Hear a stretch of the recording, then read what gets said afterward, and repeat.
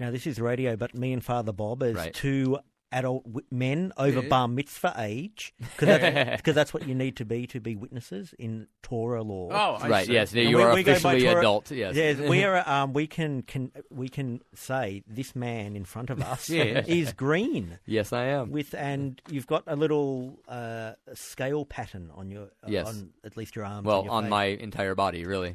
I see you chickened out of the palms of your hands. Well, What's with that? it's not so much chickening out. It's the fact that the skin on the palms of your hands Doesn't work. is much different. Yeah, tattoos on the palms of the hand are very rarely done, and they often end up just looking horrible. So they are often, the palms of the hands and the soles of the feet are the areas that are traditionally left alone because they're just bad canvas. This is this conversation that everyone thinks when I bring it up is like weird and awkward, but they can't quite pin me on it about why it's weird and awkward. But African Americans Right. have white palms. Right, yeah. And once you hear that, and then every time you see an African American, you look at their palms, and you're like, what? How does that work? Yeah. Well, obviously it's melanin content, and again, that just drives home the point that the skin on the palms of the hands is different than the rest of the body. Regardless of your racial background, which would determine genetically the melanin content in the rest of your skin, the skin on the palms of the hands is basically something we all share because as we've evolved, there it is. This is what works.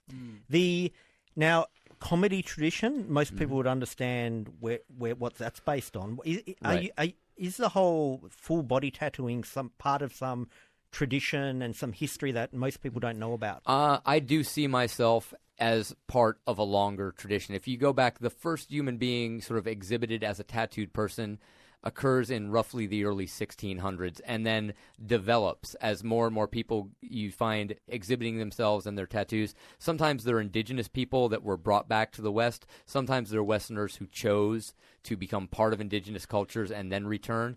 So that one in the 1600s, was that a person voluntarily like tattooing themselves and saying, this is who I want to be? Or was it like a P.T. Barnum circus sideshow manager? Yeah, I mean, obviously, centuries before P.T. Barnum, but in that vein. But it was a voluntary thing. It's not there are horrible stories of exploitation of people being kidnapped and taken back. But the first example we have of a person being exhibited as a tattooed person was an island native who voluntarily returned with one of the first expeditions to the at the time it was the Isle of Capri. I'm not sure what the name of the region is now. And it was a prince known as Omai, O-M-A-I, and his name actually inspired one of the people that I take as an influence from the golden age of circuses, the Great Omi. But yeah, he accepted an offer from the ship's captain to return to his homeland because they were just as fascinated by these white people on a boat that showed up in their land as the white people that showed up in a boat were fascinated with them. So he went back to England and ended up doing a sort of a small tour being exhibited. And one of the things that was most commented on were his tattoos, which were not extensive and not particularly dramatic, but were part of his culture. And after a couple of years, he returned back to his homeland on another ship. And what about people who, like you, who are so referencing one creature like the Lizardman? Right. If we go back 100 years, were there like other Lizardmen? Not other Lizardmen, but over the years there have been different people who have chosen different animals and different themes to tattoo their bodies. Omi, who I mentioned, he wasn't specifically referencing a zebra, but because he chose black stripes over his body, he was often described as the Zebra Man. There have been at least 2 different men and 1 woman who have covered themselves in leopard spots. There is currently now Dennis Abner, who's known as Stalking Cat, who has followed a spiritual tradition from his Native American heritage to transform himself into a version of a prehistoric tiger that existed on the mainland of North America. Oh, wow. Because there is a totem tradition in his tribe of becoming your totem animal. And why did you choose lizard? It's not just aesthetic? It is 2 reasons. The first is aesthetic, as you mentioned, because my background and my motivations are art and performance art related. The first one is, if you're going to transform your body, the first question is, well, into what? And I considered a whole range of options, but settled in on this because... What were some of the others? Oh, yeah. Polka dots, a maze, a story, X's, skulls, all sorts of different design ideas. I kept a notebook when I first had the idea and sort of developed out of that. But the reason I settled in on the reptilian motif is not only because I think it looks good, the same way you might choose a shirt or a wardrobe. I just chose mine for life. But also because no matter where you are in the world, any culture, any time, the reptile is a powerful symbol. As an artist, I'm, of course, drawn to powerful symbols, and I saw this as an opportunity to become one myself. Wow. And it's referencing the land animal, the lizard. It's not referencing...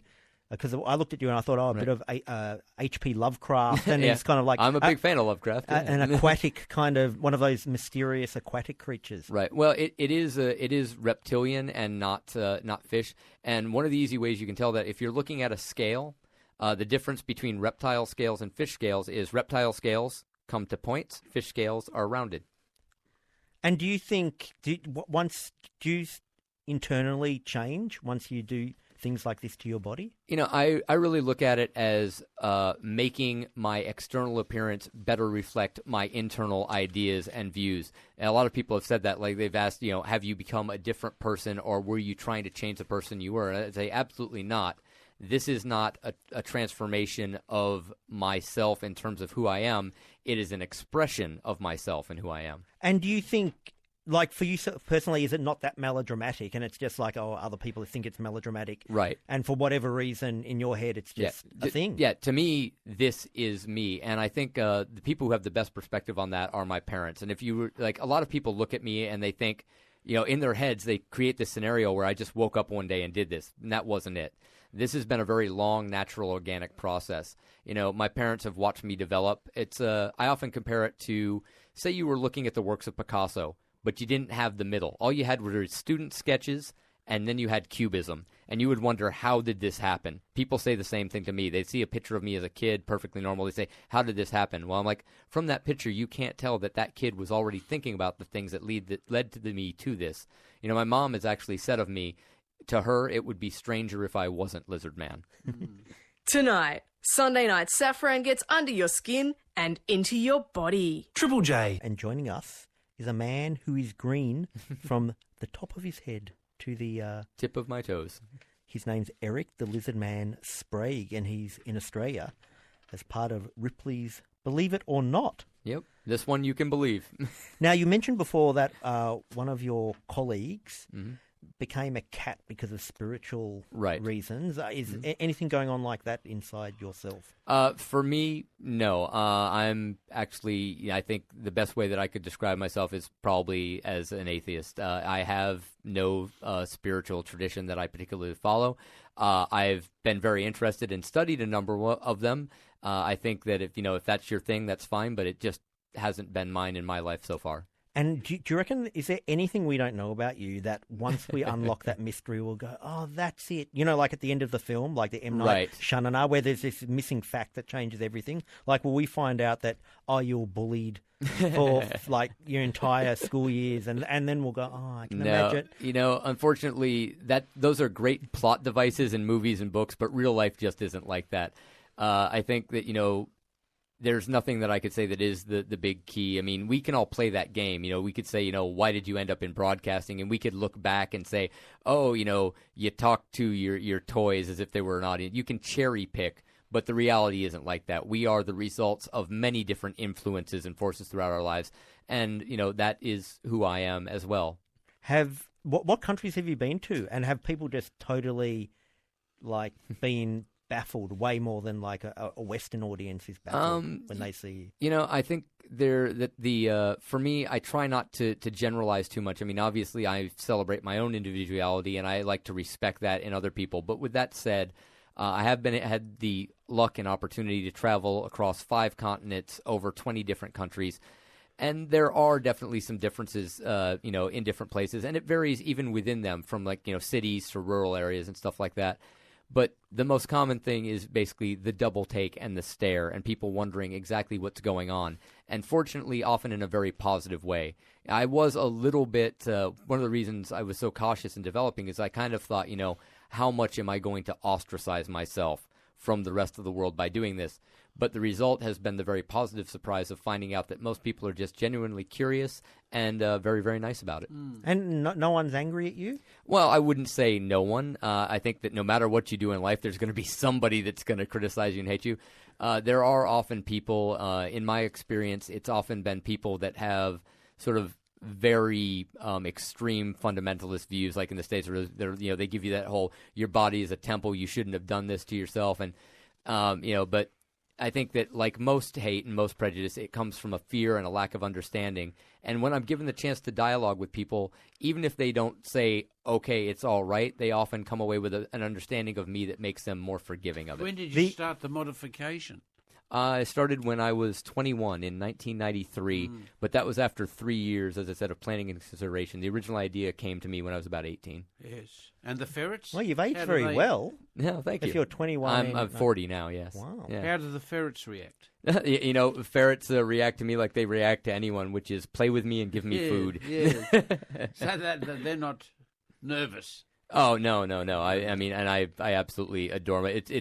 It's strange to some people, but again, it's one of those things that if you get to know me, it becomes very clear. They're like, you don't have lizards? Those aren't your favorite animal? And I'm always like I said, it's an aesthetic choice and a symbolism choice.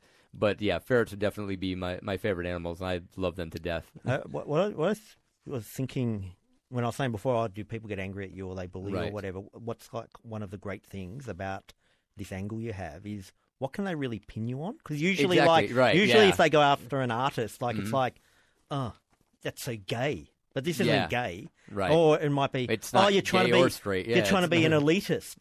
This No. isn't trying to be, you're trying to be a hipster. It's like, what actually is this that they can pin you on? Well, that's the whole thing. I mean, getting angry at me for what I've done is getting angry at someone for being themselves.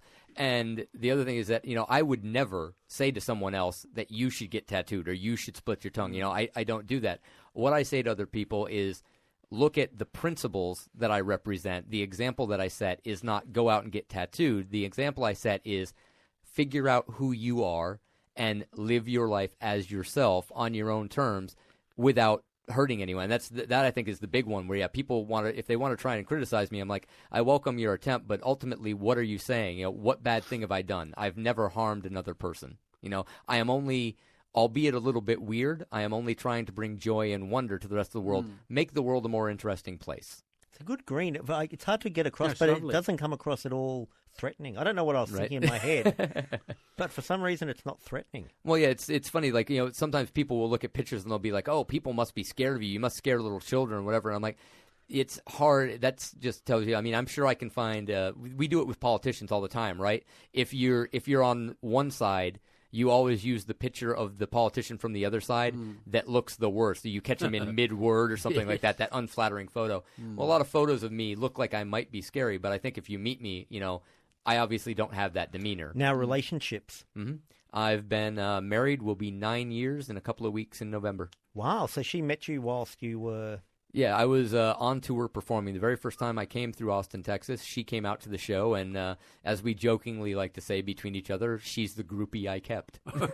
And does she have any tattoo shtick going on? She does. She has a back piece and a number of other tattoos, some scarification as well, but she works as a nurse in the neurology department, and when she's in uniform working at the hospital, you can't see any of it. And what about her parents? Were her parents... kind of a bit apprehensive that she was dating a guy who was a lizard? When I came into her life, her father had already passed, and her mother was just genuinely happy that she had found somebody that made her happy.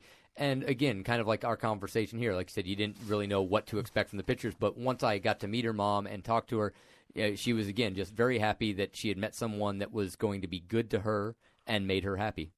And is it the one thing I find interesting that goes against what I feel? I like hiding sometimes. Right. And I like this in between space where I can be in the corner, out in the world with the air blowing in me, so I'm not hidden away in my flat, but I'm kind of a bit invisible. Now you can't do that. Yeah, exactly. That is one of the sacrifices that I have had to make, and I consider it a very small sacrifice compared to the benefits that I have reaped. But, that said, everybody has their good and bad days. Sometimes I think everyone wants to be invisible. In my case, I have to just basically choose to not leave the house those days if I can. Now, one final question, because we quite regularly on this show, even though there's big gaps in between it, we have conspiracy theorists. Yes. Who believe David Icke. David Icke, who believe that the secret rulers of the world are actually lizards. Yeah. And when they close their door, Obama turns into a Yeah, lizard. they Now, shed that has facade. that scene ever intersected with your scene? It has. Very early on when I started to get press and become known in the media in the world, the internet picks up much quicker than anything else. So I've found, through the Google searches on myself, because, I have an ego. I've Googled myself a few times. They do talk about me on the boards, and obviously they recognize that I am not the reptilian alien they're thinking about. But sometimes I like to have a little bit of fun with them. And I actually once wrote an expose on myself under a pen name. It was called "The Truth About the Lizardman" by Manuel Lagarto.